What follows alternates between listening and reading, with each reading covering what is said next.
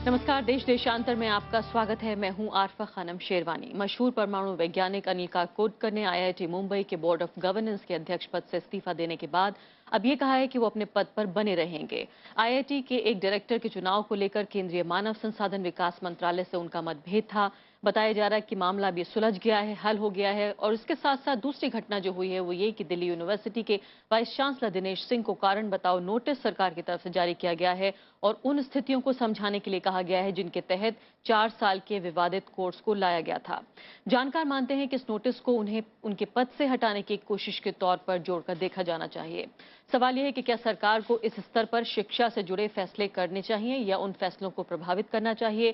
क्या भारत में जो शैक्षणिक संस्थान हैं, जो एजुकेशनल इंस्टीट्यूशंस हैं, उनकी आजादी को लेकर सवाल क्या अब और गंभीर हो गए हैं? और किस तरह से शिक्षा की जो गुणवत्ता है, जो क्वालिटी ऑफ एजुकेशन है, क्या वो भी इस सबसे प्रभावित हो रही है? हम देखने की कोशिश करेंगे। और इसी वजह से शायद जो पहली 100 यूनिवर्सिटीज हैं, टॉप 100 यूनिवर्सिटीज हैं पूरी दुनिया की, उनमें भी भारत का कहीं नाम नहीं है। क्या ये एक वजह है कि हम जो एक जो आज़ादी मिलनी चाहिए हमारे एजुकेशन इंस्टीट्यूशंस को, वो नहीं मिल पा रही है?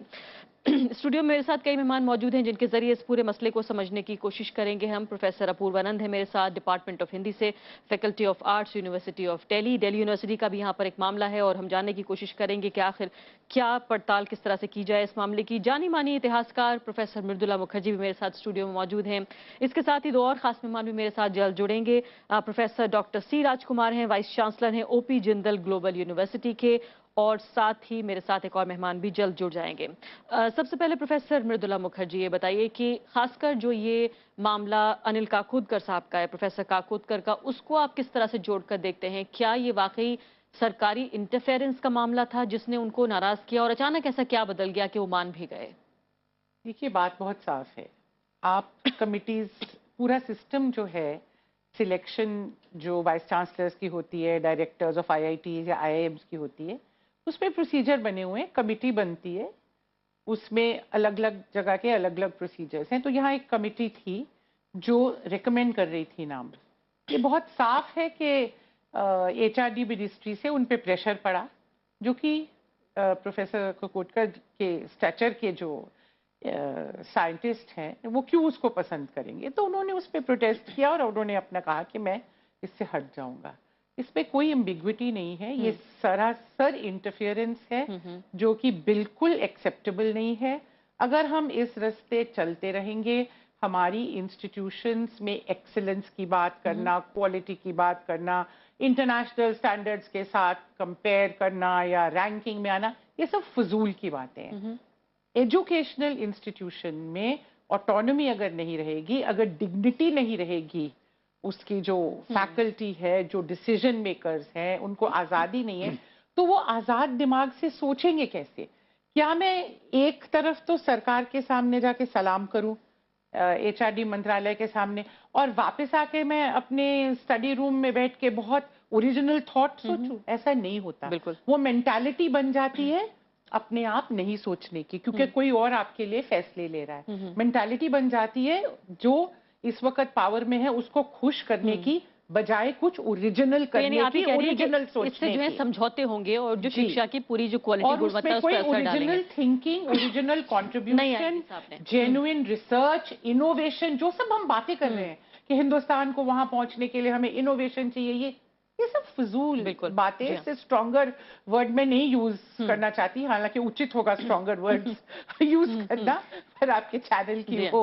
प्रोफेसर अपूर्वानंद, इसके अलावा दिल्ली यूनिवर्सिटी का दूसरा मामला है। हम जानते हैं कि किस तरह से जो 4 साल का जो कोर्स था, 4 इयर्स जो कोर्स था, उसको कैसे रातों रात पूरा बदल दिया गया। मतलब सर के बल जिसे कहते हैं, खड़ा कर देना पूरे जो शिक्षा का जो पूरा इंतजाम था वैसा किया गया। और उसके बाद चाहे वो सही और गलत दोनों तरह की दलीलें हालांकि हमारे पास मौजूद है, 3 साल और 4 साल दोनों की, लेकिन इस सब के बाद किस तरह से दिल्ली यूनिवर्सिटी के जो वाइस चांसलर हैं उनको अब जो नोटिस दिया गया है, उनको कारण बताओ नोटिस है कि क्यों, किस तरह से उन्होंने सब हालात को निपटाया, आप इसको किस तरह से देखते हैं? क्या इसको इसी कड़ी में देखा जाना चाहिए जिस तरह से हम शैक्षणिक संस्थानों में स्वायत्तता की बात कर रहे हैं, या आप अलग तरीके से देखते हैं?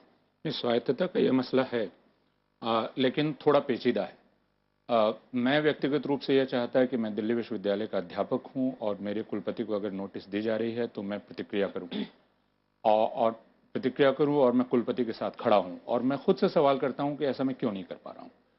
इसलिए नहीं कर पा रहा हूं कि पिछले 4 वर्ष से मैं खुद स्वायत्त महसूस नहीं करता हूं। मेरी सारी स्वायत्तता एक अध्यापक के तौर पर विश्वविद्यालय प्रशासन द्वारा छीन ली गई है।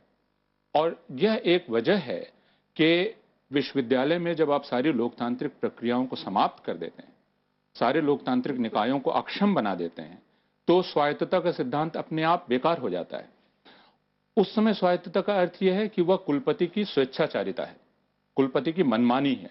और ये इसलिए भी महत्वपूर्ण हो जाता है कि हमारे विश्वविद्यालयों के, केंद्रीय विश्वविद्यालयों में जो प्रशासन तंत्र है, उस प्रशासन तंत्र में शीर्ष पर कुलपति है और कुलपति किसी के प्रति जवाबदेह नहीं है। तो यदि उसके फैसले के खिलाफ आपको कहीं अपील करनी है, तो एक बहुत बड़ी दूरी पर बैठा हुआ है विजिटर, जहां तक आप कभी पहुंच नहीं सकते।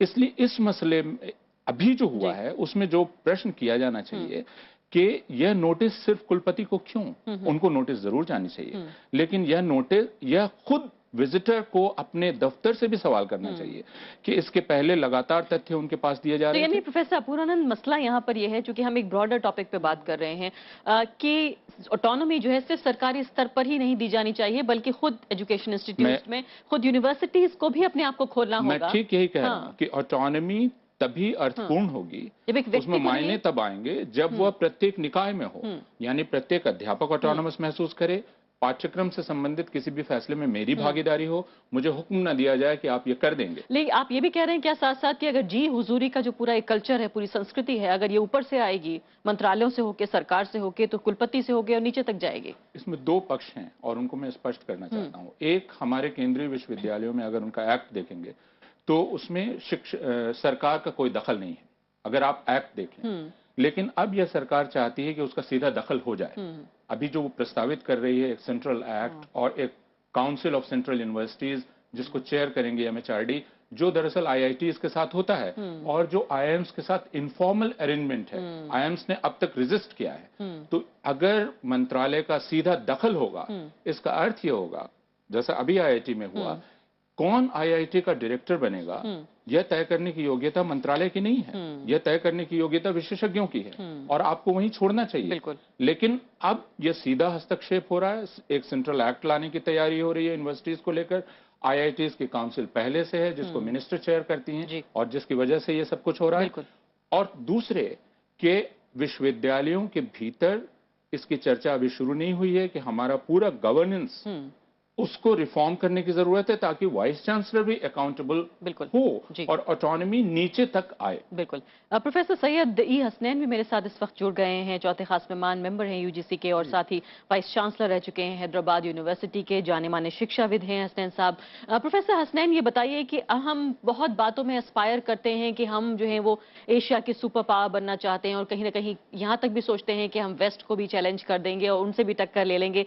लेकिन अगर वेस्ट का एग्जाम्पल लिया जाए, उनका उदाहरण लिया जाए और शिक्षा के मामले में लें, तो जो US, UK या ऑस्ट्रेलिया के जो शिक्षण संस्थान हैं, वहां पर ज्यादा से ज्यादा सरकार का काम ये होता है कि एक ब्रॉडर जो स्टैंडर्ड्स हैं वो सेट किए जाते हैं, फंड्स दिया जाता है और बाकी इसके अलावा सारा काम खुद यूनिवर्सिटीज को करना होता है।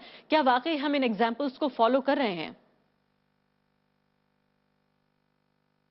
ये बिल्कुल नहीं फॉलो कर पा रहे हैं। उसका कारण सबसे बड़ा ये है, ये दो तरह का कारण है। अभी अपूर्वा जी ने सही बताया, ये जिम्मेवारी सिर्फ एक इस पर नहीं रखी जा सकती है। मैं शुरुआत करूंगा एक स्टेटमेंट से, और वो स्टेटमेंट है कि higher education is the pulse of a nation and it has to be kept strong. अगर if there is one national issue, कोई एक राष्ट्रीय इशू हो जिसको बिल्कुल छेड़ा ना जाए, जिसको पॉलिटिक्स से बिल्कुल अलग रखा जाए, और वो है हायर एजुकेशन। अनफॉर्चुनेटली अभी जो हम देख रहे हैं, कितना सच है कितना नहीं है, this at least impression get, I am not saying it's a perception, at least impression coming is that, अभी जैसे कि अपूर्वा जी ने बताया कि ये हस्तक्षेप का जो पॉलिटिक्स का जो इंटरफेरेंस आ रहा है, इसके वजह से इसका बहुत बड़ा बुरा असर पड़ने वाला है ऑन हायर एजुकेशन। जी, I hope we are wrong, I hope it is not a perception, I hope it's only an impression, but if this impression becomes a perception, then my fear is कि higher education would be really, ये सब ख्याली पुलाव होगा कि हम world के सबसे बड़े top ranking इसमें जाएंगे। असंभव है, बिल्कुल असंभव है। लेकिन प्रोफेसर हसनैन, क्या ये भी है कि हम जिन लोगों को आप पिछले कई दशकों से शिक्षा को नजदीक से देख रहे हैं प्रोफेसर हसनैन, तो क्या आप ये कह रहे हैं कि पिछले एक दशक में या उससे ज्यादा में ये जो क्लच है, ये जो बंदिश है सरकार की, या जो जकड़न है, ये बढ़ी है या खुली है? क्या आपकी चिंता बढ़ी है? ये पिछले एक दशक में मेरे जहाँ तक मैंने देखा है, ये बढ़ी है और ये बढ़ना बहुत खतरनाक हो रहा है। खतरनाक इतने हद तक हो रहा है कि ये क्यों अब दिल्ली विश्वविद्यालय के उदाहरण अपूर्वा आनंद जी ने दिया। आई थिंक इसमें प्रॉब्लम हमारे जो जो जो विश्वविद्यालय के जो लीडरशिप है उस पर भी उसका दखल है इसमें। आप क्यों झुक जाते हैं? Why do we bend ourselves much more than required? आप एक तरफ से बेंड करेंगे, आपने प्रेशर डाल करके FIUP कर दिया, अब प्रेशर डाल करके FIUP निकाल दिया। I think this is not done. We must have people who have character, who can say we are running for the university. हम विश्वविद्यालय के लिए काम कर रहे हैं, हम किसी मंत्रालय के लिए, किसी इंडिविजुअल आदमी के लिए काम नहीं कर रहे हैं। विश्वविद्यालय के हित में तभी होगा जब आप डेमोक्रेटिक संस्थानों को विश्वविद्यालय की उनकी बातें सुनेंगे। जी, वो नहीं हुआ। बिल्कुल। तो इसमें गलती दोनों पक्ष की है। जी।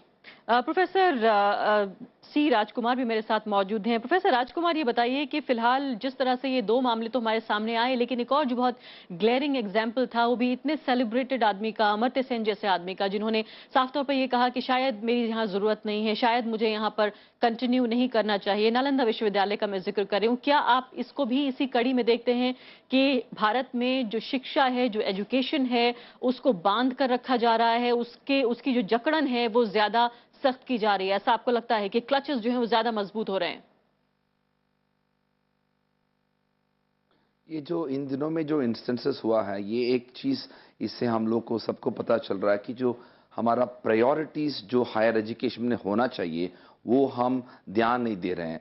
और सरकार को इस काम में पढ़ना ही नहीं चाहिए। जिस तरीके से जो ऑटोनॉमी और इंडिपेंडेंस जो यूनिवर्सिटीज़ को होना चाहिए उसको फैसिलिटेट करना चाहिए। और इसमें एक बहुत बड़ा कॉन्ट्रडिक्शन बार बार आ रहा है। और ये आज का सवाल नहीं है, पिछले कुछ वर्षों से ये सवाल है कि at one level we want to raise the quality of higher education, जो दुनिया का टॉप यूनिवर्सिटी के साथ compete करना चाहिए।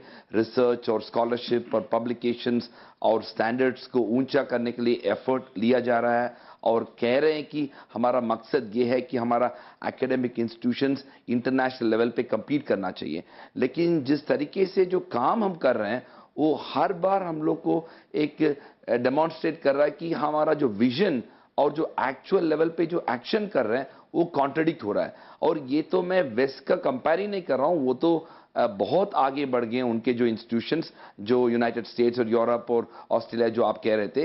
लेकिन आप साउथ ईस्ट एशिया में भी देख लीजिए कि पिछले जो 10-15 साल में जब साउथ ईस्ट एशिया में Singapore, Japan, south Korea, Taipei, mainland China, even ये सब देशों में यूनिवर्सिटीज का जो सिग्निफिकेंट ग्रोथ एंड डेवलपमेंट का कारण आप देखें तो इंस्टीट्यूशंस को ऑटोनॉमी दिया गया है, इंडिपेंडेंस दिया गया है, सरकार एक फैसिलिटेटिव रोल प्ले किया गया है और वहां इंस्टीट्यूशंस को अपने गवर्नेंस स्ट्रक्चर को खुद निर्णय करके चलाने के लिए एक अधिकार दिया गया है। हमारे देश में अनफॉर्चुनेटली हर तरह का रेगुलेटरी चैलेंजेस, गवर्नमेंटल चैलेंजेस और वेस्टेड इंटरेस्ट मिलके इंस्टीट्यूशंस को डिस्ट्रॉय करने में बहुत बड़ा इम्पैक्ट हुआ। और ये सारे जो इंस्टेंसेस जो आप देख रहे हैं ये तो बड़ा प्रोमिनेंट चीजें हैं। मैं ये कहना चाहूंगा कि बहुत सारा ऐसे इंस्टेंसेस जो पब्लिक डोमेन में आता नहीं है। लेकिन प्रोफेसर राजकुमार, जो एक बहुत अहम बात है इसमें ये उठ रही है कि ठीक है, हम एक तरफ तो ये इल्जाम दे रहे हैं कि सरकार ये करने की कोशिश करे, लेकिन दूसरी तरफ यहाँ दो मेहमानों ने कहा कि उन लोगों को भी शायद हमें माफ नहीं करना चाहिए जो कि उससे ज्यादा झुक जाते हैं। उनसे कहा जाता है कि जरा झुकिए तो वो रेंगने लगते हैं। नहीं, जो एक्चुअली ऑटोनॉमी और इंडिपेंडेंस को हम लोग अंडरस्टैंड नहीं कर पा रहे हैं। हम ये नहीं कह रहे हैं कि यूनिवर्सिटीज जो है अपने मन माने या उनका वाइस चांसलर अपने मन माने कोई भी कर सकते। उनको एक ऑटोनॉमी और इंडिपेंडेंस के साथ रेस्पॉन्सिबिलिटी और अकाउंटेबिलिटी साथ ही होता है। लेकिन ये सवाल है कि अगर रेस्पॉन्सिबिलिटी और अकाउंटेबिलिटी यूनिवर्सिटीज के अंदर और उनके जो गवर्नेंस बॉडीज के थ्रू होना चाहिए या एक्सटर्नल फोर्सेस, चाहे वो सरकार हो या वो रेगुलेटरी बॉडीज करना चाहिए। मेरा व्यू है कि अगर अच्छे इंस्टीट्यूशंस अराउंड द वर्ल्ड आप देखें तो उनके जो इंटरनल स्ट्रक्चर्स और गवर्नेंस मैकेनिज्म्स, चाहे वो फैकल्टी के थ्रू हो या उनके जो बॉडीज के थ्रू हो, वो बेटर रहता है क्योंकि वो लोग इंस्टीट्यूशंस को अच्छे समझते हैं और उस इंस्टीट्यूशन भविष्य में उनका ज्यादा स्टेक होल्डरशिप है। सरकार का जो फैसिलिटेटिव और फंडिंग रोल को हम मॉनिटरिंग और असेसमेंट रोल के साथ मिक्स करके we have created a very very unfortunate situation and उसको हम लोग को एड्रेस करना चाहिए। और मैं ये भी कहना चाहूंगा कि जो हमारा प्राइम मिनिस्टर नरेंद्र मोदी जी का जो विजन, जो मेक इन इंडिया कैंपेन जो उन्होंने लॉन्च किया, मैं वापस आती हूँ, इसी से जुड़ा सवाल मैं पूछना चाहती हूँ। दरअसल मेकिंग ऑफ इंडिया, जी हाँ, मैं आती हूँ। मेकिंग ऑफ इंडिया में जो मेकिंग ऑफ इंडिया में हायर एजुकेशन ज्यादा इंपॉर्टेंट है और हायर एजुकेशन का फोकस के थ्रू ही आप एक मेकिंग ऑफ इंडिया कर सकते हैं, जिसमें जिस इंडिया काफी अहम बात है जो आप कह रहे हैं। प्रोफेसर मृदुला मुखर्जी, सवाल ये भी उठता है कि जिस तरह की लिबरलाइज्ड इकोनॉमी है भारत में इस वक्त, क्या वाकई इस इकोनॉमी के मद्देनजर ये कॉन्ट्रडिक्शन नहीं है, ये विडंबना नहीं है कि एक तरफ हम जो है इकोनॉमी को लिबरलाइज करना चाहते हैं, स्किल्ड वर्कर्स लाना चाहते हैं, स्किल्ड पॉपुलेशन बनाना चाहते हैं, और दूसरी तरफ जो है हम अपने एजुकेशन जो इंस्टीट्यूशंस हैं उनको बंद करना चाहते हैं, उनका गला घोटना चाहते हैं। क्या आपको ये नहीं लगता कि इसमें वो बू आती है जो एक सोशलिस्ट एरा में जो माई बाप कल्चर, माई बाप सरकार का जो दौर था, क्या आपको लगता है कि ये कॉन्ट्रडिक्शन है एक दूसरे के साथ? मुझे नहीं लगता कि आप जो एक आप सोच रहे हैं कि जो लिबरलाइज्ड इकोनॉमी है उसके साथ जो है इंस्टीट्यूशनल फ्रीडम होगी, ऐसी कोई जरूरी बात नहीं है।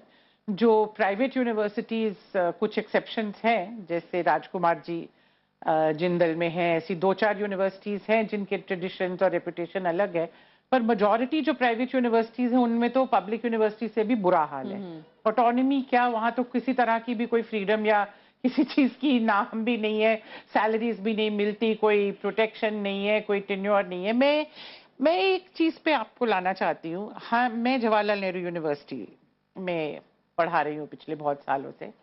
हमारे यहाँ अभी जैसे एक कॉन्क्रीट सिचुएशन है, हमारा अपना एक एक्ट है जिसके अंदर JNU बनी थी, और अब जो है एक सेंट्रल यूनिवर्सिटीज एक्ट है जिसके अंदर ये नई सेंट्रल यूनिवर्सिटीज आती है। अब कोशिश ये हो रही है कि हमारे जैसी पुरानी यूनिवर्सिटीज इंक्लूडिंग और भी जो सेंट्रल यूनिवर्सिटीज पुरानी है, इन सबको ये सेंट्रल यूनिवर्सिटीज एक्ट के नीचे लाया जाए। तो एक ये जो ऑटोनॉमी वाला जो इशू है, इसके साथ ये एक standardisation, one size fits all. BHU कब पैदा हुआ, हम कब पैदा हुए, इलाहाबाद यूनिवर्सिटी अगर सेंट्रल बनी है उसकी क्या हिस्ट्री है, उसके क्या ट्रेडिशंस है, उसकी क्या रिक्वायरमेंट्स है, रोल क्या है। हम एक नेशनल यूनिवर्सिटी है, हम लोगों को एक मैंडेट दिया गया है जो कि बिल्कुल अलग है दूसरी यूनिवर्सिटी से, पर यहाँ पे एक स्टैंडर्डाइजेशन की जो एफर्ट हो रही है ये भी हमारी ऑटोनॉमी को रोकती है। तो इस पे हमारी यूनिवर्सिटी ने बहुत टफ स्टैंड लिया है। टीचर्स और टीचर्स के ऑर्गेनाइजेशंस, हमारे वाइस चांसलर, हमारे सारे काउंसिल्स जो है इस चीज से बहुत परेशान है कि हमारे जो स्ट्रॉन्ग एक ट्रेडिशन हमने ऑटोनॉमी की बनाई है और डेमोक्रेटाइजेशन की बनाई है, हम नहीं चाहते कि किसी भी तरह से ये चीजें कॉम्प्रोमाइज हो। तो यहाँ पे चाहे वो IIT की बात हो, चाहे वो JNU की बात हो या दिल्ली यूनिवर्सिटी की बात हो, हमें उनकी एक अपनी जो पहचान है, इंडिविजुअल पर्सनालिटी। हार्वर्ड और येल क्या एक है? बर्कले और शिकागो क्या एक है? नहीं, वो इसलिए ग्रेट है क्योंकि वो अलग अलग है, वहाँ डाइवर्सिटी है, हर एक की एक अपनी प्रोफाइल है। या हम क्यों सबको एक चीज में धकेलना चाहते हैं? मैं एक छोटा सा उदाहरण आपको और देना चाह रही थी, सॉरी, कि पिछले साल 13 यूनिवर्सिटीज के वाइस चांसलर्स चूज किए गए, ये सरकार आने के कुछ महीने पहले। उनमें से एक कमेटी में मैं भी थी, और वाइस चांसलर सिलेक्ट करके पूरा काम हुआ, कहीं कोई इंटरफेरेंस नहीं था गवर्नमेंट की तरफ से, पर वो सारे जो रिकमेंडेशंस थे वो डस्टबिन में चले गए। तो इतने लोगों ने, हर कमेटी में 3-3, 4-4 लोग थे, 5-5 उन्होंने काम किया। तो ये ऑटोनॉमी और इन कोटकर जी जो अब कह रहे हैं, तो अब ये प्रोटेस्ट नहीं हुआ क्योंकि बहुत सारी कमिटीज थी और कोई एक को इंटरफियर नहीं किया गया, पर ये तो एक ट्रेंड है पूरा इस सरकार का। इसके अलावा जो और दूसरा डर है वो ये भी है कि ये एडमिनिस्ट्रेटिव जो कंट्रोल है, इसके बाद क्या सरकार पाठ्यक्रम पर भी आ सकती है? क्या वाकई जो पुराना ट्रेडिशन है उसको बदलने के लिए नए सिरे से नई विचारधारा के साथ नई तरह की चीजें ऐड करने की कोशिश हो सकती है? अभी ही ये कहा जा रहा है सरकार की तरफ से कि पाठ्यक्रम किस तरह से बनना चाहिए नए सेंट्रल एक्ट के साथ, चॉइस बेस्ड क्रेडिट सिस्टम। अगर ये आप केंद्रीकृत रूप से सुझाना शुरू करेंगे विश्वविद्यालयों को और उनको आजादी नहीं देंगे कि वे किस तरह की व्यवस्था रखें, किस तरह का शिक्षण अपने यहाँ रखें, तो इसका मतलब है कि आप ये बता रहे हैं कि करिकुलम कैसा हो, सिलेबस कैसा हो, और आप ये कह रहे हैं कि जवाहरलाल नेहरू यूनिवर्सिटी को मजबूर किया जाए कि वो अगर कोई केंद्र कह रहा है कि यहां से इनको आने दीजिए, तो जवाहरलाल नेहरू यूनिवर्सिटी उसके लिए रास्ता खोल दे, जो बिल्कुल गलत बात है। तो पाठ्यक्रम पाठ्यचर्या में हस्तक्षेप एक वास्तविक खतरा है जिसको हम लोग एकदम सामने देख रहे हैं। क्योंकि ये भी कई बार दलीलें दी जा रही हैं कि बहुत पुराना पड़ चुका है, 50-60 साल हो चुके हैं, फिर से नए सिरे से देखने की जरूरत है। हम अपने पाठ्यक्रम को बिल्कुल डिफेंड नहीं कर रहे हैं। हम ये कह रहे हैं कि ये हमें करने दीजिए, जो हम 4 साल पहले भी कह रहे थे दिल्ली यूनिवर्सिटी में। और जिनको ये काम अच्छा आता है वही करें तो ठीक है। हाँ बिल्कुल, विशेषज्ञों को करने दीजिए, अध्यापकों को करने दीजिए, और इसमें समय लगता है। अगर आप यह सरकारी तौर पर करेंगे और अगर विश्वविद्यालय के बाहर की कोई संस्था सुझाएगी, तो इसका मतलब है आप विश्वविद्यालय को नष्ट करने की तरफ बढ़ रहे हैं। और जैसा सारे लोगों ने कहा कि आप 200 क्या 400 क्या 600 शीर्ष विश्वविद्यालयों में कभी स्थान नहीं पाएंगे, क्योंकि बाहर का कोई भी व्यक्ति आता है और जब हिंदुस्तान में इस तरह से होते हुए देखता है तो वो हंसता है कि क्या आप यूनिवर्सिटीज के साथ इस तरह बर्ताव कर सकते हैं। बिल्कुल, यानी और खासकर प्रोफेसर राजकुमार ने कहा कि बात ये नहीं हो रही है कि पूरी हमें आजादी चाहिए, बल्कि ऑटोनॉमी की बात हो रही है कि हम जिम्मेदारी के साथ अपनी आजादी को लेना चाहते हैं। ऑटोनॉमी के बारे में यह ध्यान रखना जरूरी है। अक्सर लोग कहते हैं कि ऑटोनॉमी पुरस्कार है। ऑटोनॉमी पुरस्कार नहीं है, अधिकार। ऑटोनॉमी दरअसल शर्त है। अगर आप मुझे ऑटोनॉमी नहीं देंगे तो मैं वो काम कर ही नहीं सकता, इसलिए कोई पुरस्कार नहीं है। जी हाँ, प्रोफेसर हसनैन ये बताइए कि फिलहाल कहा यह भी जाता है कि भारत चूंकि उन देशों में शुमार है, या फिर एक डेटा ये भी कहता है कि पूरी दुनिया में सबसे ज्यादा जो युवा लोग हैं, जो यंग पॉपुलेशन है, वो भारत में है, और जो एक डेमोग्राफिक डिविडेंड बन सकता था वो कहीं ना कहीं अगर हमारी प्रायोरिटीज हैं, प्राथमिकताएं हैं, अगर वो गलत हो जाएं तो डेमोग्राफिक डिजास्टर बन सकता है। किस तरह से आपको लगता है कि इसका चारा क्या है? कैसे यूनिवर्सिटीज आगे बढ़कर आएं, कैसे बातचीत करें और अपनी बात मनवाएं? सबसे बड़ी जो प्रॉब्लम है कि अगर हम हायर एजुकेशन को, अगर जो डिक्लाइन चल रहा है ये कंटिन्यू करें, तो ये बिल्कुल संभव है कि डेमोग्राफिक डिविडेंड न बन करके डेमोग्राफिक हमारे लिए प्रॉब्लम बन जाएगा। अभी हम अगर जो ऑटोनॉमी की बात कर रहे हैं, अभी अपूर्वानंद जी ने भी कहा और जेएनयू के हमारे प्रोफेसर ने भी कहा, डॉक्टर मुखर्जी ने भी, आई थिंक ये academics are the best person to decide क्या पढ़ाना है क्या नहीं पढ़ाना है।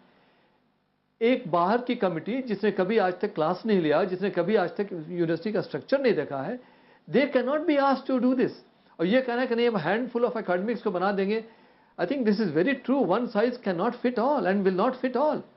ये सबसे बड़ी गलती हम करने वाले हैं। आईआईटी का जो एग्जांपल देते हैं, तो आईआईटी में हस्तक्षेप नहीं होता है बाहर से, except for the last few episodes. वो काउंसिल है to just ensure that there is a generic consensus. हम स्पेसिफिक कंसेंसस की बात पर उतर आए हैं। जेनेरिक रूप पर तो हम चाहते ही हैं, स्पेसिफिक रूप पर भी जो मैं कह रहा हूं, जो मंत्रालय से आदेश मिलेगा उसको पूरा करना है। ये अगर सच होगा तो ये भारत के लिए बहुत बड़ी कठिनाई बन सकती है, और हमें बिल्कुल बड़ा निराशा हम लोग के लिए होगी कि जो हम लोग के साथ जो सबसे बड़ा डिविडेंड है आज के डेट में, देख लीजिए आईआईटी वगैरह के जो रिप्यूटेशन है वो सिर्फ इसी वजह से है कि इनका हम लोग के ऊपर कोई किसी तरह का हस्तक्षेप नहीं है। I am absolutely free to teach what I want to teach, और इसमें हमें अधिकार है कि मुझे क्या पढ़ाना है। कोई बाहर का मुझे कभी बता नहीं सकता, बताना भी नहीं चाहिए। ये जो पॉलिसी आ रही है कि बाहर वाले लोग कोर्स स्ट्रक्चर करेंगे, वो सिलेबस स्ट्रक्चर करेंगे, अगर ये सही है तो ये सबसे बड़ी we will be committing the biggest blunder. And वो मेक इन इंडिया की जो बात छोड़ दीजिए, forget about it, we will go down. I think it's a very serious thing that we need to worry about. जी हाँ, professor सी राजकुमार, कहा यह भी जाता है कि जिनको सियासत आती है वो सियासत करें, जिन्हें पढ़ाई लिखाई आती है वो पढ़ाई लिखाई करें। अगर रोल रिवर्सल होगा तो शायद मुश्किल होगी कि अगर जो पॉलिटिकल लोग हैं वो आके पढ़ाई में दखल दें और ये बताने लगे कि आखिर पढ़ाया क्या जाएगा। और खासकर ये भी बात है कि जो नेशनल बिल्डर्स थे हमारे, खासकर अगर जवाहरलाल नेहरू का हम जिक्र करें, तो शायद उनकी परिकल्पना में उनकी जो हाइपोथेसिस थी, जो एजुकेशनल स्टैंडर्ड्स हैं हिंदुस्तान के, वो शायद ये नहीं रही होगी। किस तरह से उस चीज को दोबारा वापस लाया जाए, क्या चारा है, क्या हल है, क्या तरीका है एजुकेशन इंस्टीट्यूशंस के पास, वाइस चांसलर्स के पास, टीचर्स के पास? एक्चुअली इसमें हम लोग को एक इम्पॉर्टेंट डिबेट देश में भी होना चाहिए कि role of the government in higher education, क्योंकि इसमें क्या है कि सरकार कभी कभार ये सोचता है कि जो फंड्स और रिसोर्सेस जो एजुकेशन इंस्टीट्यूशन अलोकेट करते हैं, पर्टिकुलरली जो पब्लिक यूनिवर्सिटीज़ और जो स्टेट पब्लिक यूनिवर्सिटीज़ या सेंट्रल यूनिवर्सिटीज़ को, उसके साथ साथ उनका थिंकिंग ये भी है कि हम लोग अगर रिसोर्सेज दे रहे हैं तो हम लोग को इसमें कुछ कहने के लिए भी अधिकार होना चाहिए। लेकिन जो ये चीज हम लोग को लार्जर कॉन्टेक्स्ट में सोचना चाहिए कि किस तरीके से सरकार का रोल होना चाहिए और सरकार के इंटरेस्ट में क्या है। इसमें सबसे बड़ी प्रॉब्लम यही रह गया कि हम लोग मिक्स कर दिया कि जो regulatory functions of the government and the regulatory bodies on the one hand and the funds and resources जो वो दे रहे हैं, अनफॉर्चुनेटली इसके because of this we have made our institutions वो इतना डिपेंडेंट है एक तो हो चुका है। और आई कैनॉट टेल यू कि कुछ चीज़ें कैमरा में बोलने के लिए भी लायक नहीं है कि जो vice chancellors of many of our central universities, public universities, जो स्टेट यूनिवर्सिटीज जो डिपेंडेंट है सरकार में, उनका जो रिक्वायरमेंट्स पूरा करने के लिए उनको बहुत ज़्यादा मेहनत और परसुएड करना पड़ता है कभी काज की रिसोर्सेज के लिए। और वो चीज़, वो ब्यूरोक्रेटिक फ्रेमवर्क जिस तरीके से हम इसको गवर्न कर रहे हैं, वो unfortunately has created a very deleterious impact on the higher education. लेकिन ये भी मैं कह सकता हूँ कि ये प्रॉब्लम खाली इंडिया में नहीं अभी इंडिया फेस कर रहा है, लेकिन बहुत सारे जो देश मैंने बताया इधर भी 10, 15, 20 साल तक ऐसे ही सरकार चलाते थे इंस्टीट्यूशंस को। लेकिन नया थिंकिंग आ गया, कि नया इमेजिनेशन आ गया कि क्या करना चाहिए इंस्टीट्यूशंस को डेवलप करें। आप तो टॉप 100 कह रहे थे, टॉप 200 में भी नहीं है कोई भी इंडियन यूनिवर्सिटी। और अब आप गौर से देखें तो जो इन दिनों में जो यूनिवर्सिटीज डेवलप हुआ है इस देशों में, टर्की का एग्जाम्पल ले लीजिए आप, और भी देश जो चाइना का एग्जाम्पल दे दीजिए, यहां आप धीरे धीरे सरकार का जो रोल जो यूनिवर्सिटीज में अच्छे अच्छे लोगों को ले आने के लिए एक एनवायरनमेंट बनाइए, रिसोर्सेज दे दीजिए, फिर आप यूनिवर्सिटीज को एम्पावर कर सकते हैं। तभी आप एम्पावरमेंट को बात कर सकते हैं। समय मेरे पास बिल्कुल समाप्त हो गया है। बहुत बहुत शुक्रिया। मैं जानती हूँ प्रोफेसर मुखर्जी कुछ कहना चाहती थी, लेकिन समय मेरे पास बिल्कुल नहीं है। प्रोफेसर अपूर्वानंद, आपका भी शुक्रिया। और साथ ही हमारे साथ प्रोफेसर हसनैन भी मौजूद थे। तो साफ तौर पर दो खास बातें तो मेहमानों ने जो कही है, सबसे बड़ी बात प्रोफेसर हसनैन ने कही कि अगर एक कोई ऐसा क्षेत्र है, एक ऐसा फील्ड है जहां बिल्कुल दखल नहीं होना चाहिए सरकार का, तो वो शिक्षा है। दूसरी खास बात ऑटोनॉमी को लेकर प्रोफेसर अपूर्वानंद ने कही कि शायद ये सिर्फ मांग नहीं है बल्कि एक शर्त है कि ऑटोनॉमी पहले होनी चाहिए। शायद इसी की वजह से जो एजुकेशन इंस्टीट्यूशंस हैं, जो हमारे शैक्षणिक संस्थान हैं, वो ठीक से काम कर पाएंगे। इसी के साथ अभी के लिए इतना ही। नमस्कार।